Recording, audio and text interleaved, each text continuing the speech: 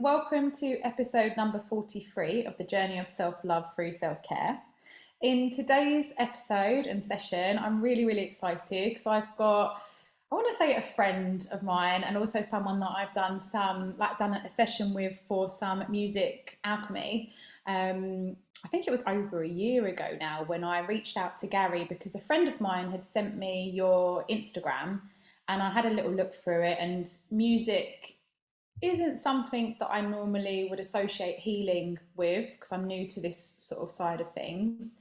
And I'm just more open to trying different modalities and ways to sort of connect to myself or my body. So I reached out to Gary and I was going through this sort of transition of like working through an eating disorder and like unpacking lots of traumas and stuff like that. And I just sent Gary a voice note, as I do on Insta, and I did a session with Gary, which was actually amazing. And then I've been privileged enough to also be at Morning Gloryville when Gary got to perform live and took us on a sound journey, which was just mind-blowing. And then yesterday I went to one of Gary's, it was like a little free live concert you did in Hackney. So do you want to sort of introduce who you are, what sort of stuff you do, and we'll sort of like bounce backwards and forwards and just share what we've got to share. Yeah, so thank you for having me, first of all. You're such a beautiful, bright light in this world. So I'm really honored to be invited on to, as we put it yesterday, have a good old spiritual waffle about the stuff that we love. Love talking about this stuff. So yeah, for those of you that don't know me, my name is Gary Albert, and I'm what I call a music alchemist. I create music alchemy, which is music for transformation, insight, epiphany, and healing.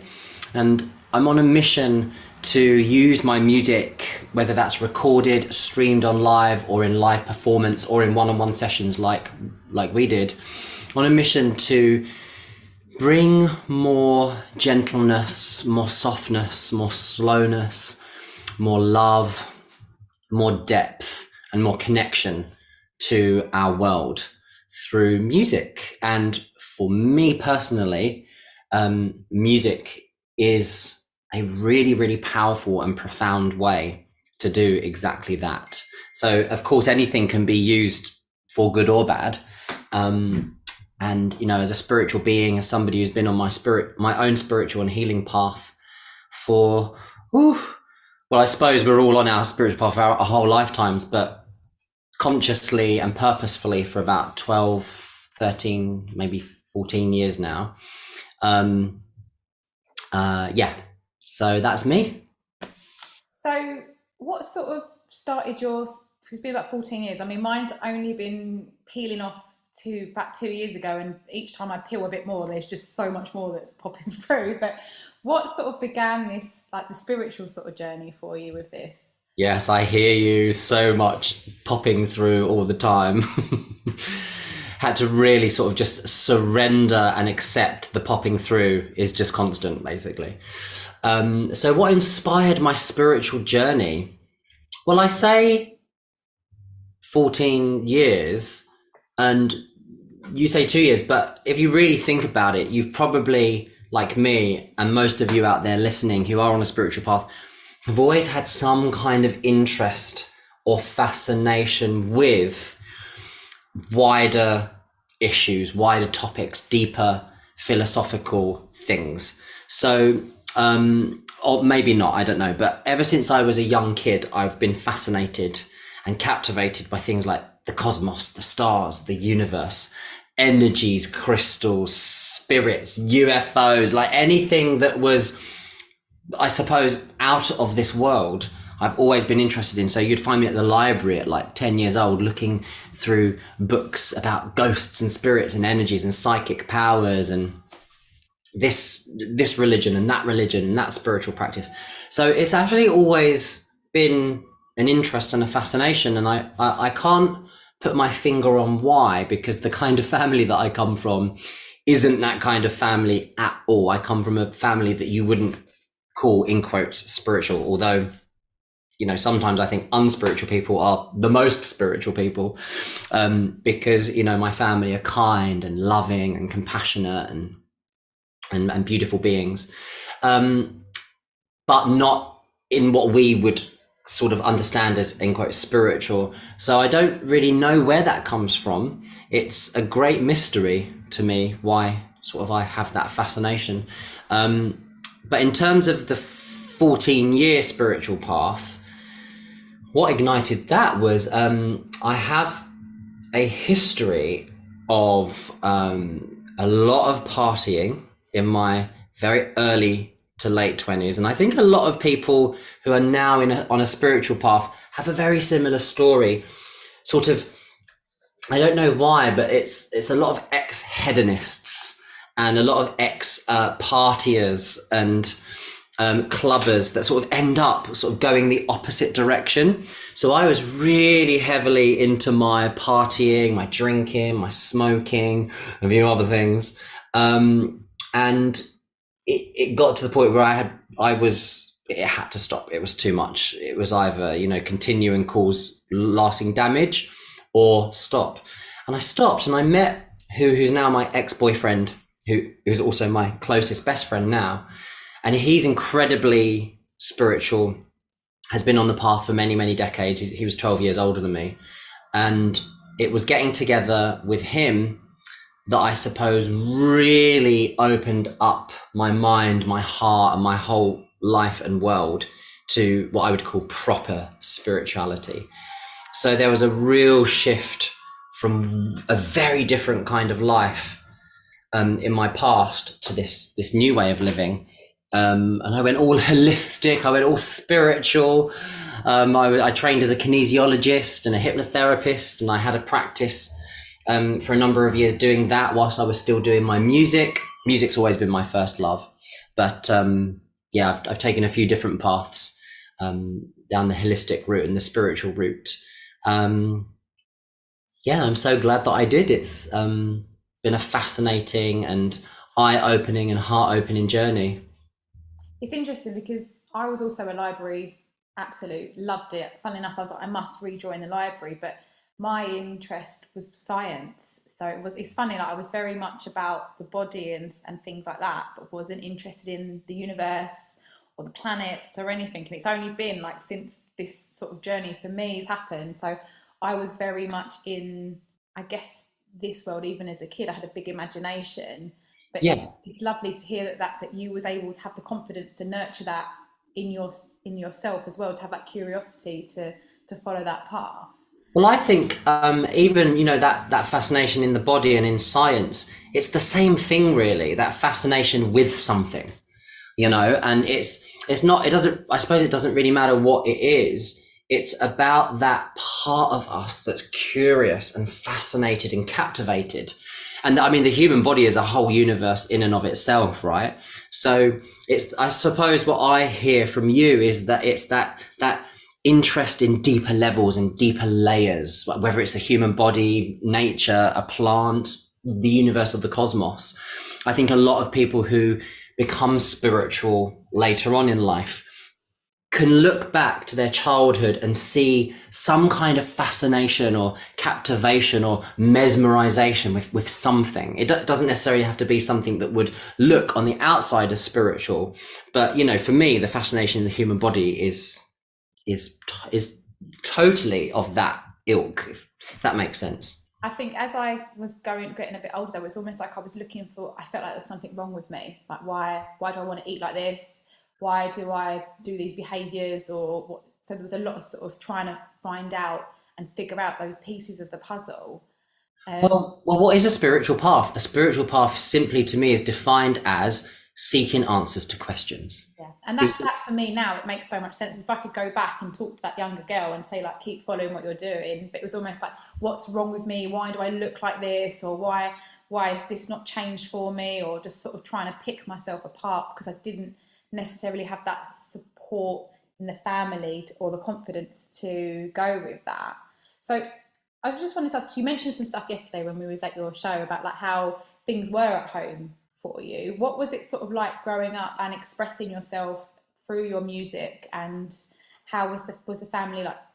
I know you said some stuff yesterday, like the support or nurtured, or was it kind of just get on with it yourself?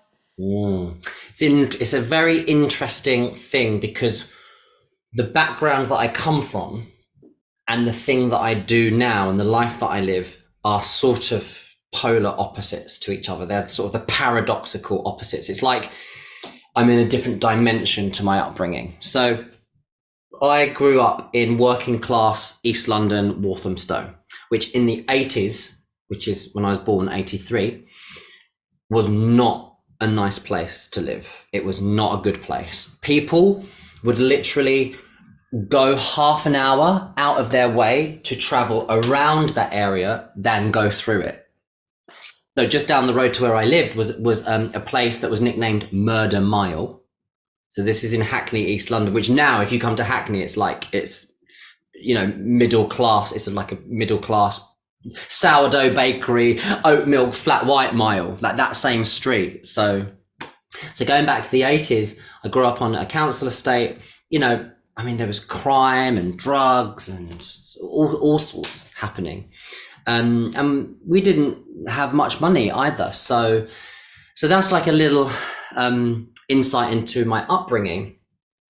And, it's a classic story. My dad was an addict and alcoholic and drugs. And it was let's say an unstable experience growing up.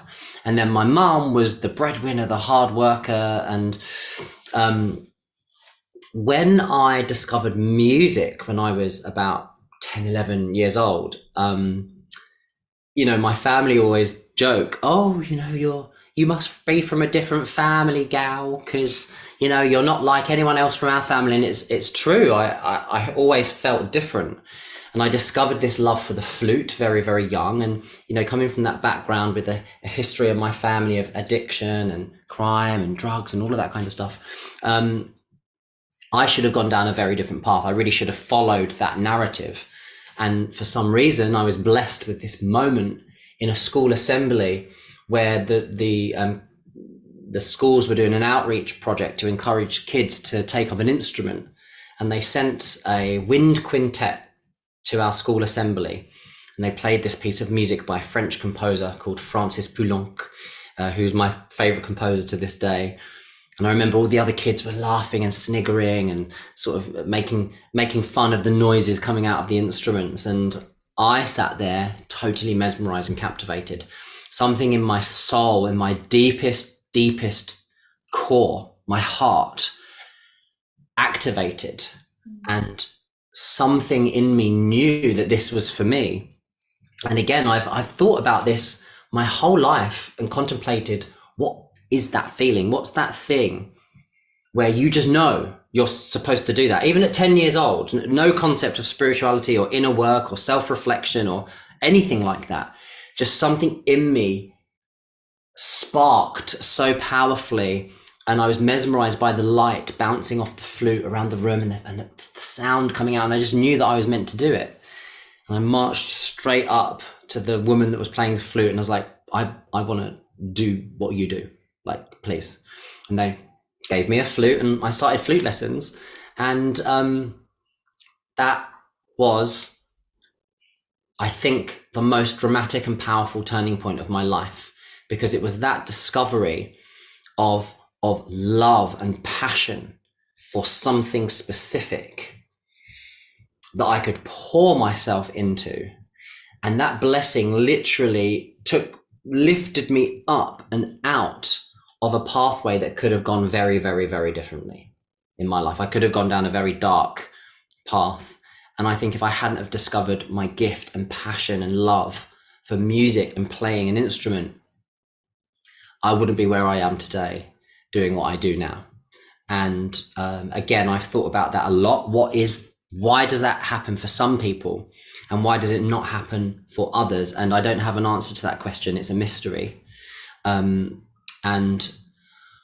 I think I've carried some guilt for that as well. Like sort of guilt, like why should I have discovered a gift and a talent and something that I'm great at and followed that path? And why am I able to do that now? And why do some people go down a very different path? And I think I've had to do a lot of inner work around that guilt, around being that person. And I'm at a point now, thankfully, where I'm able to just to confidently and lovingly share that gift with the world in a way that I hope is impactful and powerful. Before that happened at school, what was you sort of like as a child, like up till then? Like, did you feel like, was you looking for something? Do you feel like you was a bit bored, or did you just feel like you were just going with everyone else, or like just curious? What was I like as a child? I was always a show off. I was always a performer. Even before I discovered music, I was always putting on a show, telling a joke, telling a story, creating, I remember creating a theatre out of chairs and a duvet and bed sheets, and I always wanted a magic set for Christmas, or something that I could perform with and do a show with. So I suppose that soul feeling was always there. And I was definitely gregarious and sort of razzle dazzle as a kid. And I definitely get that from my mum. My mum is also what I would call a divine show off. She loves telling a story, telling a joke, and and the way that she tells a story is very colourful and theatrical and dramatic, and it sort of draws you in. So I definitely pick up that sense of drama and performance from her. And I remember even very, very young, my first sort of musical love was the Phantom of the Opera, and I had the CD, or the tape actually at that point, the cassette tape. And me and my mum learned all of the words to this 2-hour musical opera. And I remember she would cut paper plates in half and cover one face. So she would be the Phantom, and she would let me be, there was no choice. I was Christine. And I'd be singing, oh, and she'd be like, sing for me. So, we definitely have that connection of theatricality and drama. And she really encouraged that in me. She really encouraged me to be my full self, to be my, obviously I'm flamboyant. I came out as gay when I was 16. And I think a lot of kids, young people, get taught to not draw attention, to not shine, to not be the center of attention. We grow up with this narrative: children should be seen and not heard. Don't blow your own trumpet. Get back in your box. Don't be overconfident. He loves the sound of his own voice. So we get trained to sort of not be in the world as our true selves. But I really feel that my mum did the opposite to that. She lifted me up. She said, yeah, show off, be fabulous, be funny, put on a show. She really encouraged. I get emotional saying that, because I know that a lot of adults develop a lot of issues around confidence and not feeling good enough because of these things. And I've got so much to be thankful for. I'm not saying I don't have any. I do deal with a lot of resistance and challenge with like all of us, issues of unworthiness and not good enoughness and resistance against sort of sharing my talent. But I don't have that deep sense of lack of self-esteem that I think a lot of adults have from their upbringing. I got uplifted and allowed, the space of allowing to be myself. I got a lot of that as a kid, so I'm so grateful for that. Amongst the trauma of whatever else I experienced, I think that was so key in my upbringing. And then the other thing is that my grandmother was also so central to my journey. I stayed with my grandmother every weekend from a baby up until the age of 17 when I went off to college. And every weekend we'd listen to all of her records, Barbra Streisand, Shirley Bassey, all the classics and the greats. We'd watch the old musical films that were on the weekend on, little TV back in the day. And so sort of growing up with that every weekend, we were really, we didn't have much money, but we had music and we had film and we had, art. And unbeknown to her, she infused me with so much of that love for music. And again, the theatricality of that music, Barbra Streisand, Shirley Bassey, the drama, the theatrics. So much to be thankful for. these influences before you even discover your gift. These influences and these messages and nudges from the universe are there. So yeah, that's a little insight into my upbringing and how I sort of became the person I am, I suppose. A lot of it's funny because a lot of stuff I've sort of been studying is like why maybe I didn't have the confidence to be heard or seen at a younger age, and sort of like going in and unwrapping the history of it. And from what you're sharing, it's like your mum gave you that space to be seen, and your grandma didn't. It sounds like even though they was going through their stuff, they kept themselves grounded to allow you to still be a child and to say, I'm putting on a show today and you're going to be part of it or be part of that performance.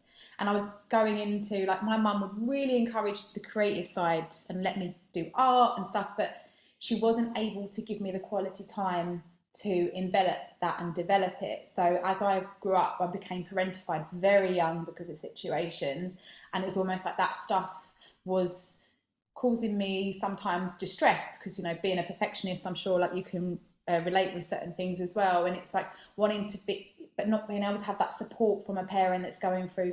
My mum lost her mum very young. And once that broke, it was almost like she just only had the emotional capacity to make sure, you know, we had a roof over our head and there was food in the fridge, and going through like a broken marriage. And it's like, why did I not, it was almost like, why did I not develop at that young age? Because I like to, you know, I'm quite an expressive person. And sort of going into it and seeing, my mum wasn't as grounded, and it's not her fault, she was going through that situation, but where I could appreciate where that guilt comes from, because I probably would have known what I wanted to do at a much younger age as well, but that opportunity kind of closed down because all of a sudden I had my brother to be responsible for and things like that. So it's amazing to hear when we are nurtured in that way, and what we want as kids is, you know, someone to play with us and to engage with us and to let us put on a show or be dramatic. And you mentioned a show you had to do, and your mum had to film it with your mum screaming. What was the one you said yesterday?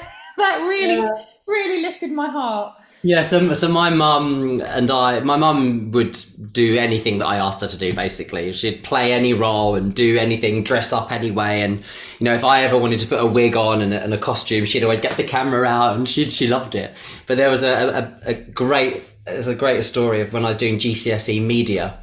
I had to make a trailer for a horror movie as one of our projects, part of our coursework. And so, of course, I went home straight to my mum. I've got to make a trailer for a horror movie for school. She's like, oh, yes, well, what role am I going to play? Like, she didn't even wait to be asked. She just assumed.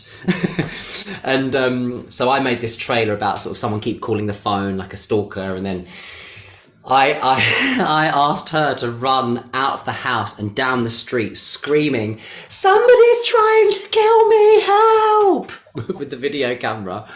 And she did it. She absolutely went for it, like so realistic. And all the neighbours came out and they were like, somebody was like about to call the police. And, you know, we were just, she had no embarrassment or shame or sort of, oh no, not today, darling. You know, oh God, she absolutely just, and I think there was, you know, some women, I think especially of a certain generation, but also men as well,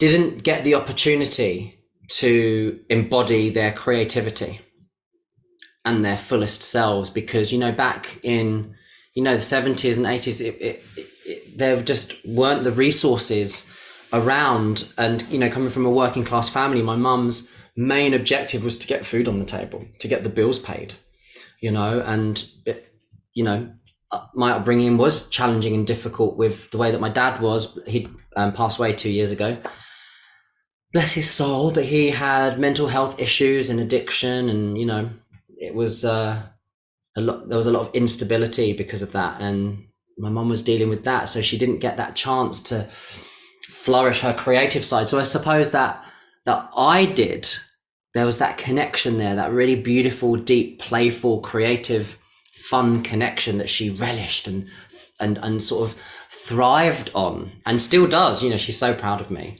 and I'm so thankful for having the mum that I had because of that.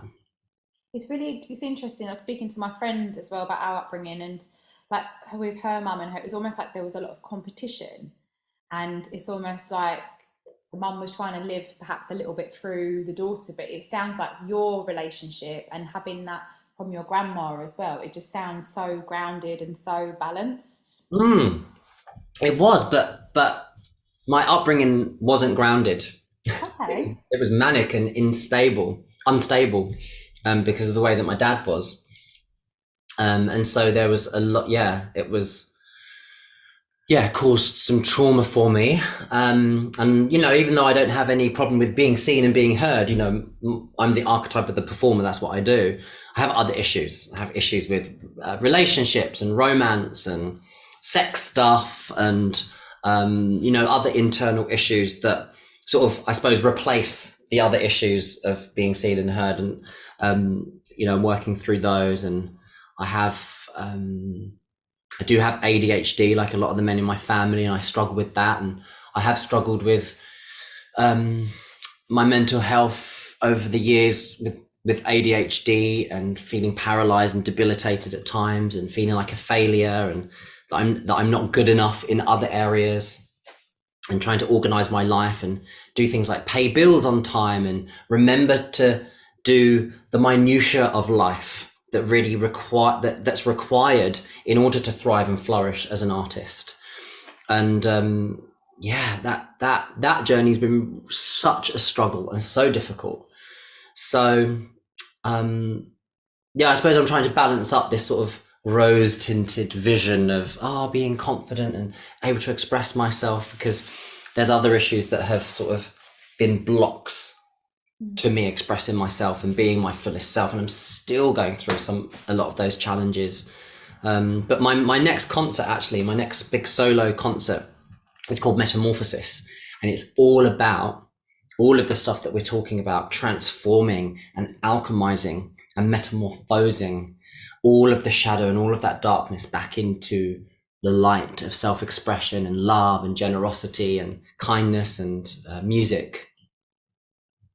With your dad, was he still living with you guys when this was all sort of going on? Was he out the house or was he in the house? In the house. So even though my dad had his issues, there was aggression and violence between the parents. But so seeing that was obviously caused some stuff. But he was extremely loving to me and always wanted me close by. And he was also very sort of theatrical, and he was I think like a lot of addicts are, he was also had a very bright light side to him, very creative and intelligent, but just didn't know how to hold that brilliance in his life because he had terrible trauma as a child.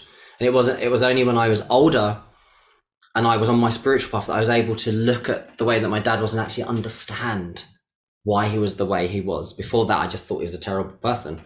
When you're young and immature, but I was able to see, I can really understand why you've got those issues. He was abandoned and left in a home at like 4 years old, watching his parents just walk off and leave him. And that just, what that does to the soul is it crushes you, and then loads of other stuff. But he was around, and it was like a classic, like in and out, separating, getting back together. We left and then come back, and then they lived separately and then back together. So it was a lot of instability, I would call it, and sort of manic. I'm still working through a lot of anger with, like, me and my dad. We've had a great relationship, and then when I started doing this journey and started healing with my mum, who's always been the bad person almost, it's like all this anger, because my dad had a cocaine addiction when we were younger, and he didn't necessarily have trauma, and it's sort of trying to get my head around, well, why would that happen, and looking at what would have sort of triggered that to begin, and sort of having that forgiveness and being like you said, having that, okay, they was going through something, and forgiving myself, but also accepting that some of the things that happened weren't okay, and it's okay to feel your feelings. Which is funny enough, when I'd reached out to you to do that first session, I was going through like healing the wounded masculine, and I had all this sort of anger and that I guess almost a bit of entitlement about like, why this happened and why was I not seen or loved the way that I should have been loved, and why did the addiction come before the children and stuff like that. So that's kind of where I reached out to you and I thought I want to shift whatever it was. And you created, because in the music, in the session, you was like, what do you really like, what do you want like from inside? And I remember saying something like, I want my soul to be seen. And then you just created this music that you would just performed as and there, and to sort of bring that in. And it just felt like something awoke in me just in that one session to say like, this is what I want, and it's okay to ask for what I want. Because that was one of my biggest things, feeling like I can't ask for something, or if I do ask for it, I'm probably not going to get it. So it's best not to even ask anyway, and just shut up and get on with it. And you gave me permission to ask me what I wanted, and then you bring that to life through music. Yeah, that's so beautiful to hear. I wasn't aware of that was your experience, or if I was, I'd forgotten. And that's so beautiful, because when I'm journaling or contemplating, who am I as an artist? What do I really want to do? What's what beyond just making music? What impact do I want to have? It's exactly that, like that. Everyone else's own version of that epiphany, awakening, insight, and transformation, whatever it may be for each individual. That's my deepest wish. Of course, there are going to be people that come to concerts and listen to my music and say, "Oh, that's lovely music. That's really nice. Really enjoy that," and that's totally acceptable. I love that as well. I do that as a listener to music. I like to find music that's just lovely to listen to. It doesn't need to always impact me on a deep alchemical spiritual level. Sometimes you want to just listen to nice music, but my deepest wish is to create that experience for each individual, or as many individuals as possible. And if I can do that in my lifetime, over the next however many 100 years I stay alive, I'm planning to live for hundreds of years, by the way. But if not, just to the normal age, then I feel like my work will be done on this planet.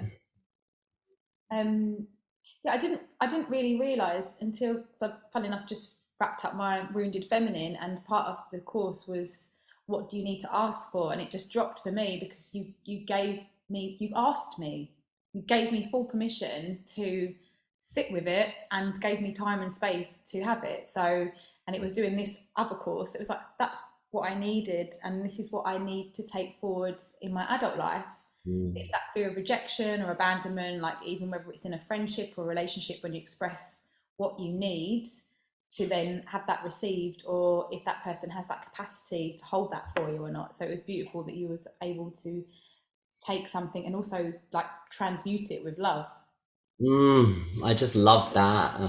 And what's amazing from my perspective about that is doing those music alchemy healing sessions, sort of, because I've lived my life with ADHD, sort of hopping, skipping and jumping. I've done, like a lot of us, I've done this training and that healing modality and that course and that program, and come back to my music, and then left my music and gone down and had a practice in kinesiology, a hypnotherapy practice. And then I wanted to, at one point, just F it all off and just be a window cleaner or an oven cleaner or something like that. I was like, I can't be, this is all too intense. And then coming back full circle back to my music. But what was amazing doing that session with you and the other people that I've done one-on-one music alchemy healing sessions with is it all came together. All the pieces of the puzzle where I'd been hopping, skipping and jumping around, feeling like a failure every time I did a new course or gave up something or moved on.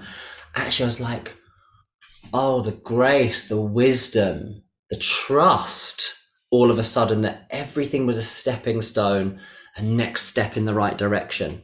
And then there's the mind going, oh, you just can't stick to one thing, because there's this narrative, isn't there, that you've got to know what you want to do for the rest of your life and then just do it. And for those neurodiverse types and us creatives and visionaries, that's not the way we are. It's not the way that we live. We're constantly seeking the new ways of doing things, new ways of bringing things together, new ways of moving forward. And I think that it is those types of people that are going to create this next wave of healing in humanity, because how things are going is, or how things have been going and are going now, is not working. And it's going to require those of us that think differently and are brave and bold enough to do things differently in that way. what sounds familiar to me with us is I like trying new things. Like, funnily enough, I didn't do the course, but I did some hypnotherapy last year, which helped me. I had a lot of anxiety at night, and in those 4 sessions, like now I can go to bed at night like with I had separation anxiety unbeknown to me, so healed through that. But growing up, I remember doing a course. I think I was about 28, and I was being a personal trainer and making loads of cash in hand as you do back then, and just sort of everything was like, oh, what should I do next? So I did like another training course, and my mum had turned around and said, oh, what's something else you're going to do and not use? And it was almost like, do you know what? I thought, fuck you, actually, because one day I'm actually going to use all this. And now she's like a very big support, but it was almost like, why are you doing something else when you've got something now that you're working at? And Yeah. it's almost overwhelming, because since this journey the last couple of years, it's like I want to learn everything. But the same as you, like slowly all the pieces are dropping in now. So if I want to do a meditation and infuse it with some hypnosis and infuse it with some affirmations and some tapping or some form of kinesiology or something like that, we've all been learning these magical things, which is going to create this hybrid of creation. Even being able to create through the internet, like to do a session online and create music live with a one-to-one client and stuff like that. You know, stuff traditionally therapy was, you know, sit in front of your therapist and you'd have your session. And I'm guessing now people record the session, so people need to revisit it. There's just so much that's opened up for us. But I feel like as well with the ADHD, like there are certain bits that really resonated with me when you were talking about it yesterday. However, do you find, because I find with I think ADHD, you've got like hyper focus, so you can really go into something. And when you was younger and starting the flute, did you find it a challenge to show up for yourself and have a commitment to it and knowing it was a challenge, or did you just knew? Not at all. It was completely the opposite. I was obsessed. I would wake up at 5 a.m. This is like, you're talking, so I started about 11, 12, and then when I went to senior schools, when I took it seriously, so I was like 13 years old now, I'd get up at 5 a.m. to make the hour journey to school, because my mum wanted me to go to this specific school out in another area. So I'd make an hour journey to school to get to school an hour early to do an hour practice. So sometimes when I'd get into school, the gates had only just opened or the caretaker had to unlock for me, and it would still be dark and cold by the time I was in school in the practice room practicing, playing my scales and playing my pieces. And just the love and the sort of the just adoration of it was just all consuming. I'd go in at break time, at lunchtime, after school. I went to Saturday music school, the local Saturday music school, where I did orchestra and music theory and music oral. And I even bunked off. Like by the time GCSEs, I wasn't going to maths lessons at all anymore. I just stopped going, and I just went to the music department. I couldn't bear maths, and I think my teacher sort of knew that I was this little creative kid, and they just thought, oh, whatever. It was a very different time in the 90s when I was at school. They just let me do what I wanted to do, really. But yeah, I'd bunk off lessons and just to go and do my music. So there was no sense of, and this is the thing that I feel so lucky for, is that, again, kids at school with ADHD who are because I was very distractible and I was a good kid. I was a nice kid. I wasn't disliked, all the teachers really liked me, but I was a little bit of trouble. I was always sort of teasing the person next to me or chatting or getting distracted, and I couldn't finish my work. And so I was definitely the ADHD kid, but because I had my love for music, I had something to pour myself into, you know, and it created an identity for me. So we talk in spiritual terms, don't we, of releasing ourselves from our identity and the ego.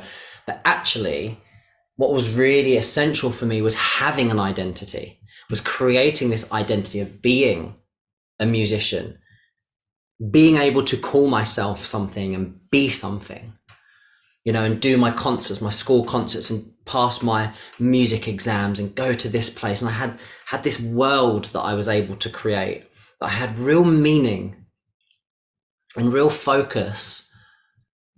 And an energy around it.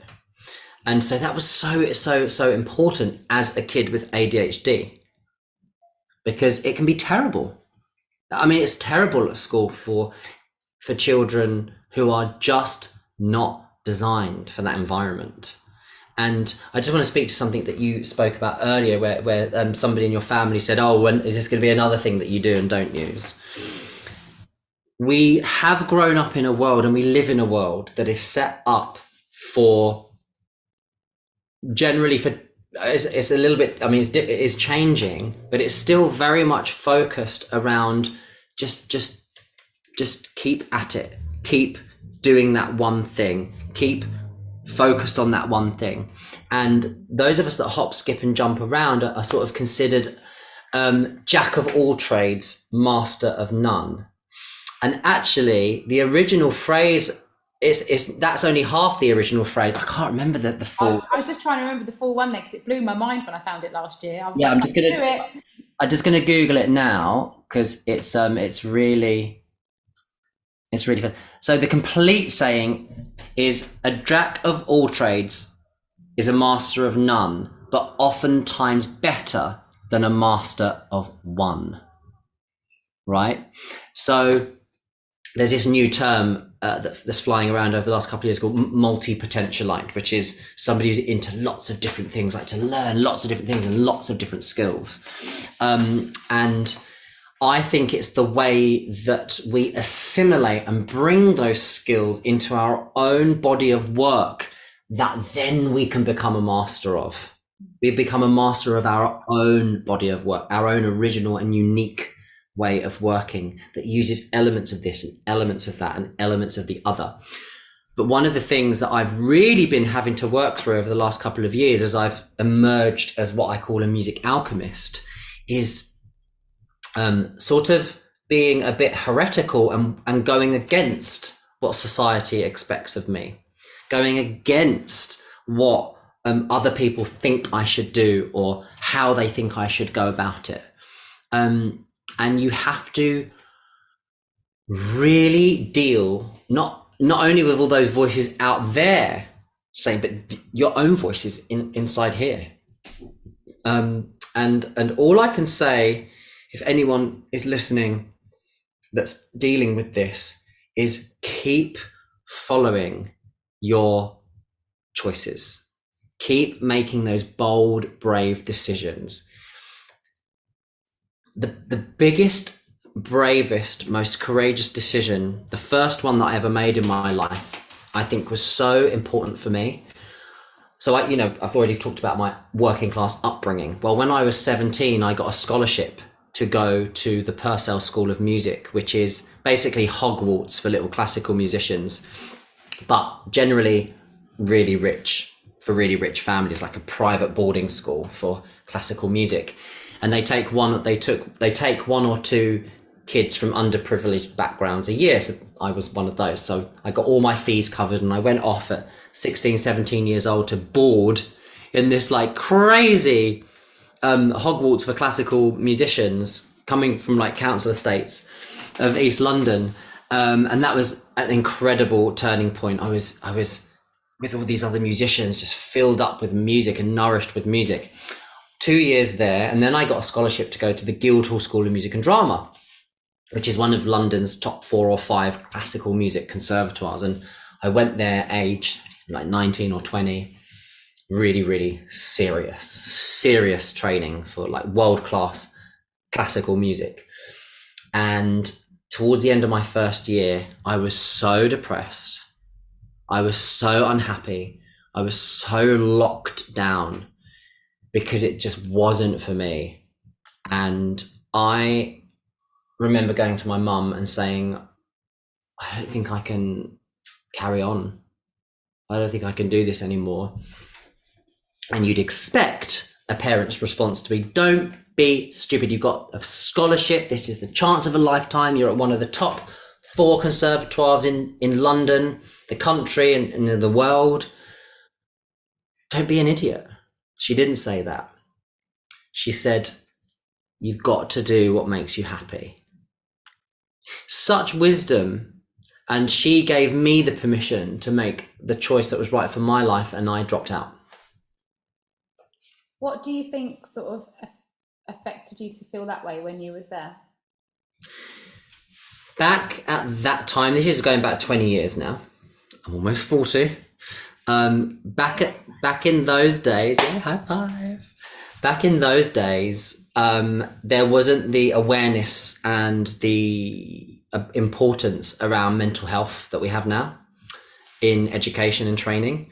And so when I went to the head of the conservatoire and said, I'm really struggling here, I am not happy, the response was, it's not about happiness. It's about being the best that you can be. And I remember thinking in that moment, in my completely no reference for spirituality at that time, really, and sort of inner reflection, I remember thinking, I don't think you can be the best if you're unhappy. I just don't, there's this paradigm of the suffering artist. You've got to suffer to be an artist, suffer for your art. And I don't agree with that at all. I don't agree with that at all. And I remember not agreeing with it back then. And when he said that, I was like, this isn't the place for me. This isn't the place for me. And it was just so harsh. It felt so harsh to sacrifice my well-being for the sake of trying to be the best, for faster moving fingers, for a clearer tone. I didn't want that life. So I dropped out and I went off and I started taking ecstasy and drinking and smoking. I went and partied for a number of years. I had to just it sounds like you hadn't done the partying bit. I had to do the partying bit. But looking back in hindsight and reflecting on that part of my life, and going back to what I said earlier about a lot of spiritual people are sort of those ex-hedonist clubs and parties, it's that sense of seeking creative expression, opening the heart, opening the mind, and I know that it's not a great way to do it through those means, but when you're young, it's pretty much the only means that you know. And so there's that sort of sense of that part of you knowing that there's more self-expression, more creativity, more fun to be had. And some of us go down the path of using substances to do that. And, I speak very freely about my past doing those things. So I think it was a massive part of my life. I mean, it was a very important part of my path. It introduced me to a new form of music, which I still love to this day, electronic house music and, electronic music, funky house music, electronica. So it was a fun time, but, I don't do any of that anymore. I haven't done any of that for 10 years. And I'm actually able to access the same level of fun and ecstasy and liberation through my own chemistry of my own body, through music and dance, ecstatic dance. And I don't need anything anymore to get to those levels. And actually I get to those levels even more powerfully, even more beautifully than I ever did with any substance. It's interesting because I went to uni and I lasted 3 months and I was like massively depressed. By this point I was severely like bulimic. And it's always been like, you need to go to uni because no one else in the family had gone, and this, you're bright, you need to do it. I remember coming home at Christmas and I was like painfully thin, and my mum looked at me and she went, don't think university is agreeing with you. Do you want to go back? And it was almost like finally like to drop out. And I think I did 3 months, and it was almost like study. I did take a year out, but I worked in that year, and then going straight into this like course of forensic science. I thought, I don't know what to do. I used to like watching CSI, so I thought, I'll follow that path. I remember getting into it thinking, what the fuck have I done? And I hadn't explored drugs or anything at this point either. So I always had a job after school as well. So when I sort of dropped out of uni and then got a job, that's when I actually had a breakdown as well, and then come out of that and found the party lifestyle. And I feel like it was a stage of my life that I needed to go through because I had, like I said, grown up quite young, and to have that opportunity just to express and dance without even need to talk to anyone, just dance your tits off for hours and just be in this vortex of like, you see your best friend, you'd be like, I love you so much. And, you know, you just feel this pure bliss. I mean, it's been a long time, but I also feel like I wouldn't be scared if I wanted to do it, because I know it wouldn't govern me anymore. So it's having that sort of balance with it. But would you say it was the lack of fun then, maybe, or was it just quite a serious place? Or what would you, maybe, if you could go back and talk to that younger Gary that was about to embark on that, do you feel like you would have a more balanced approach with it? Because I feel now, like when I've gone back to study in the last couple of years, I'm like, do a bit of fun, go dancing, do this, study for a bit, work for a bit, take a break. So I feel like I'm learning. I don't feel like we're taught how to balance our time when we're younger doing these kind of studies. Yeah. So there was a really deep knowing part of me that knew that there was more that I needed in life. And what it was that I needed was movement and dance and a fuller sense of self-expression that used my whole body. And that's why I think I was attracted to dance culture and club culture, because I just loved the music, the beat, the rhythm, that hypnotic, never-ending pulsing bass, and the vocal house. I mean, it was just, when I discovered electronic music and house music, it blew my mind. I couldn't believe what I was hearing, and the way that my body just wanted to respond to it was a revelation. And so it wasn't, the drugs were just sort of a part of that culture and a part of that world, but it was really the music and the dance and the movement that really captured me. And so, you know, playing the flute in a classical training is actually quite sort of held and controlled, and sometimes feels quite sterile. And like, I knew, you know, I was always wanting to be, I almost wished that when I was playing the flute, that I played the cello, because when I watched people play the cello, it was like really dramatic, and they did the flourishes, which you can't, well, I couldn't do on the flute, but now I do. You will have seen when I perform, I really bring through that sort of movement and that dance and that self-expression. So I found a way to do that. But I think it was my soul really calling for me to explore that side of me that I'd never explored up until then, was that sort of absolutely uninhibited sense of self-expression through dance. And now I get that through 5 rhythms and movement medicine and ecstatic dance, in the more conscious spaces. And again, you know, in hindsight, looking back, I'm now bringing that sense of movement and self-expression that I discovered in club culture into my music and performance now. And I'm still, this is very sort of a fresh opening for me. I'm still holding back somewhat in the physical expression, in my physical movement, in my music. And I think it's going to come through in a much more prominent way. Almost as important as the music itself is going to be my movement, because there's this sort of spontaneous movement that comes through my body as I'm performing that it's aching to come through even more.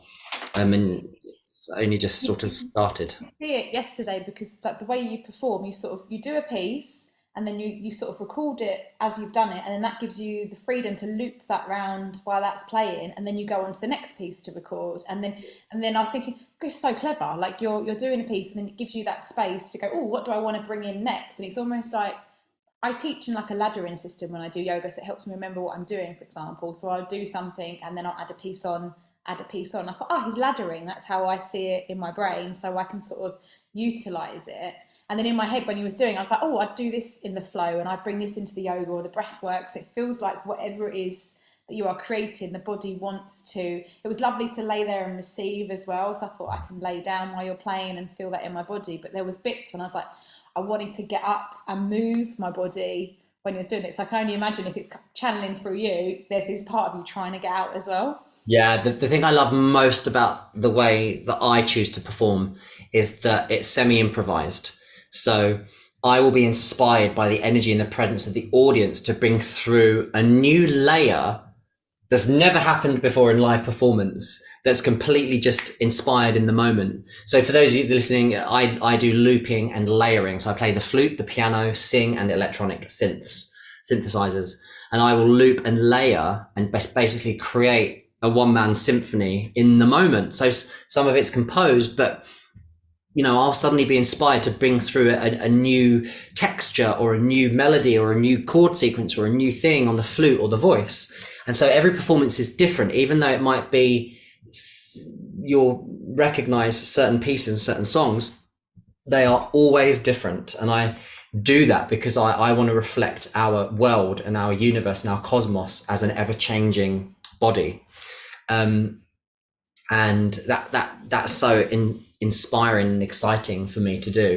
And yeah, the piece about my body responding through dance, I still feel a little bit self-conscious and embarrassed about letting through the fullness of my movement as I perform. But I definitely did in the concert yesterday let through a lot more than I usually do, and it felt really good. And on my next concert on the 22nd of September, I'm going to really commit to allowing a much fuller embodied self-expression through movement, which feels edgy, feels scary, but I think that's a good sign. Out of curiosity, is your relationship, or has your relationship been with your body since you was younger on this journey? I think I have had a lot of trauma and a dissociation because of that. And I think ADHD is often related to trauma, not always, but often. And a lot of my habits throughout my lifetime, like busyness and inability to be still and distraction and lack of focus, even hyperfocus is actually the same as lack of focus. It's just the other end of the scale. So, you have to find a healthy medium.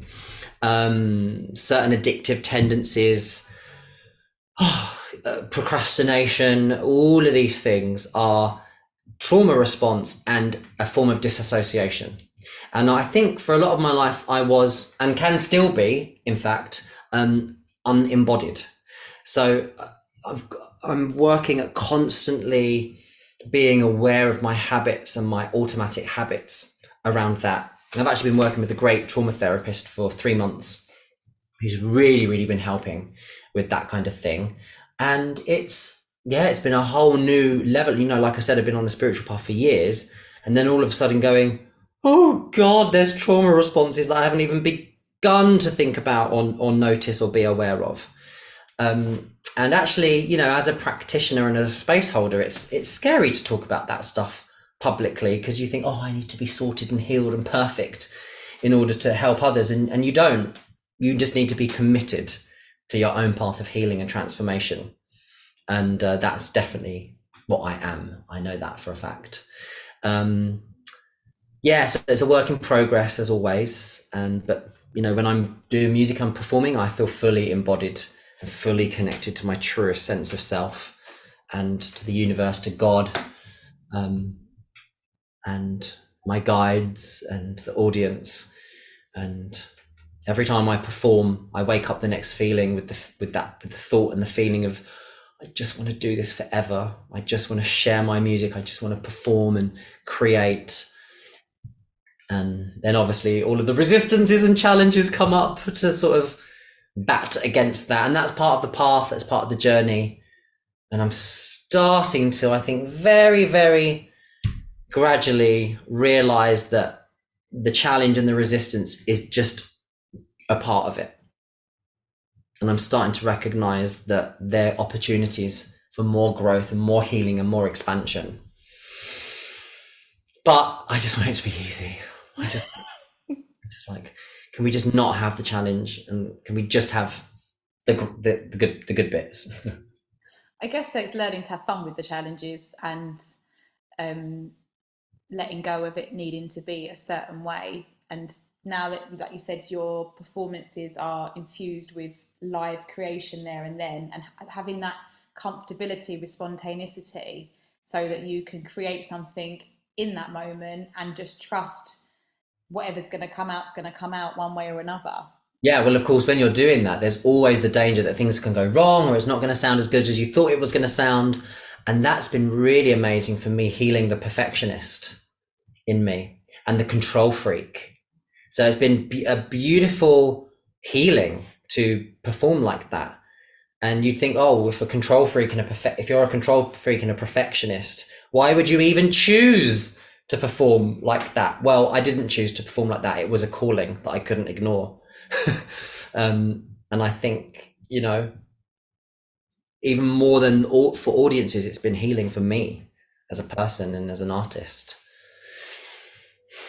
Do you what sort of practices do you do to embody yourself? Like, do you do any like yoga or breath work, or do you sort of obviously do your dancing and stuff like that? But what do you do anything to sort of really embody that? For me, it really is mostly the movement and the dance. It's a spiritual practice for me to move and dance in that conscious, spiritual, deep way.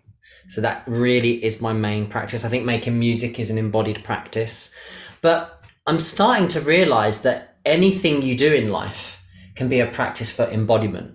So my closest friend came over today, and he is like a coffee aficionado. He does this pour over coffee, but it's a spiritual ritual for him. And he's sort of taught me how to do it properly this morning.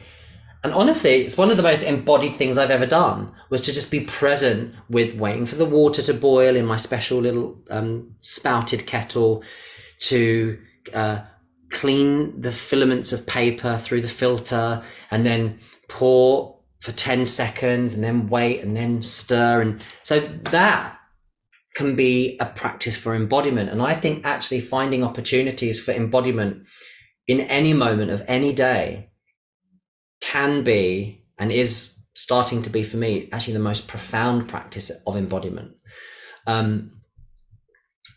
Because then that is life being embodiment, right? So it's, am I embodied when I'm doing the washing up, or hoovering my living room, or setting up my music equipment, or writing an email? So us spiritual types love to go to a class and to a retreat and a workshop and all these wonderful things, these juicy, delicious things that we like to do.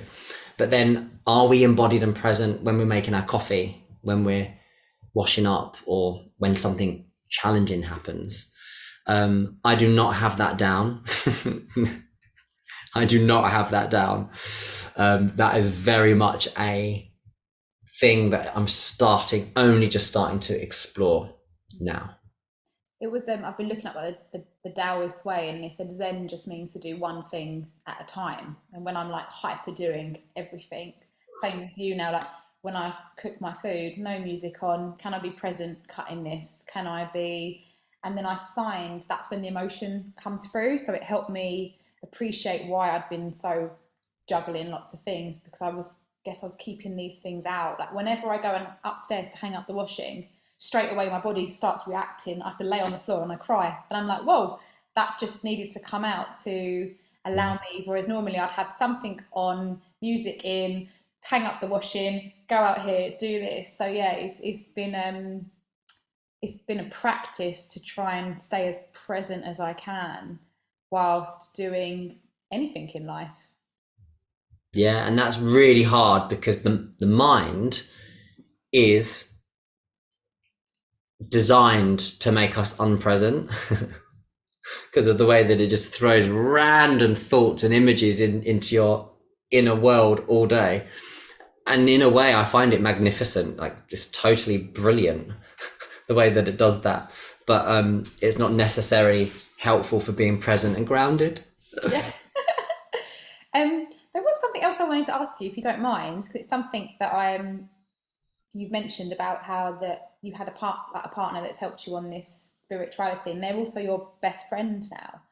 So it's almost like something I'm sort of working through and exploring, like conscious relationships and things like that, and knowing if a conscious relationship comes to an end, like can you still keep that person in your life, or how to sort of move forward with it. And I just wonder if there's been any sort of like challenges with it, or where you sort of felt with it when you was going through the process.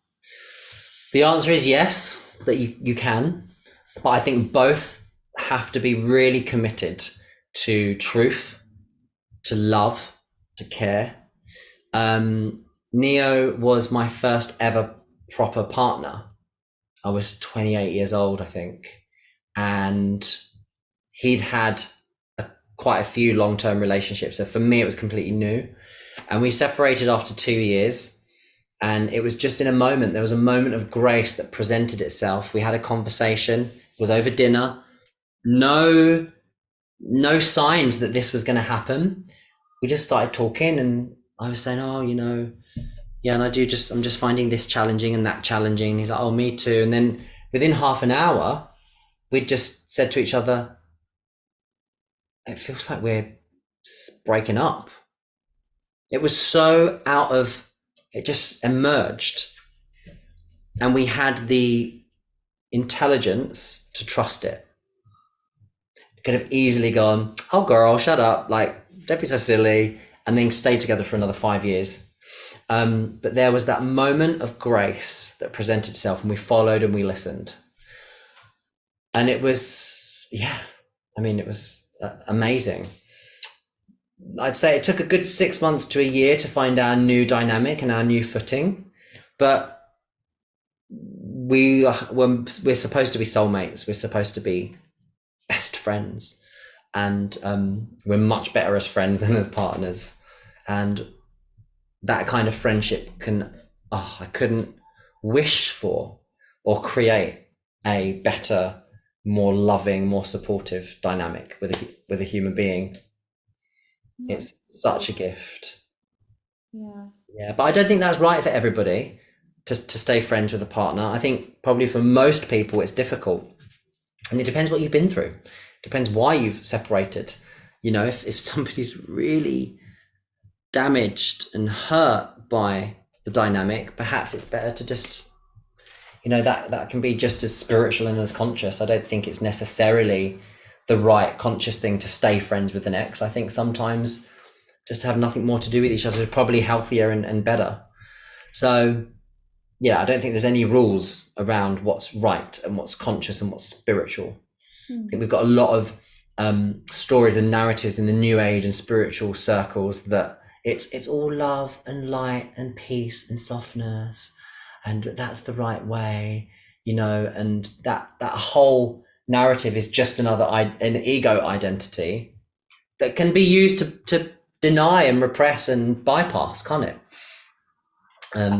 I do feel like for me, like that's why I wasn't really interested in spirituality. It seemed I was so in this world, like this grinding and getting on with things and pushing, that it was just like, I ain't got time for that stuff.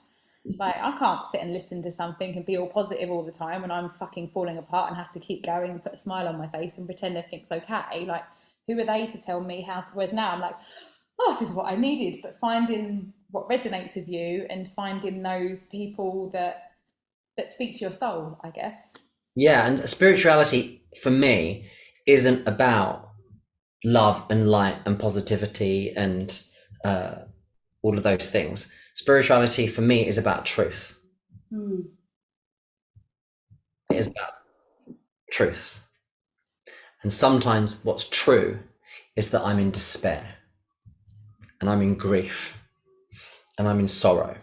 And spirituality is about how to be with that in truth, with your full heart and your full self.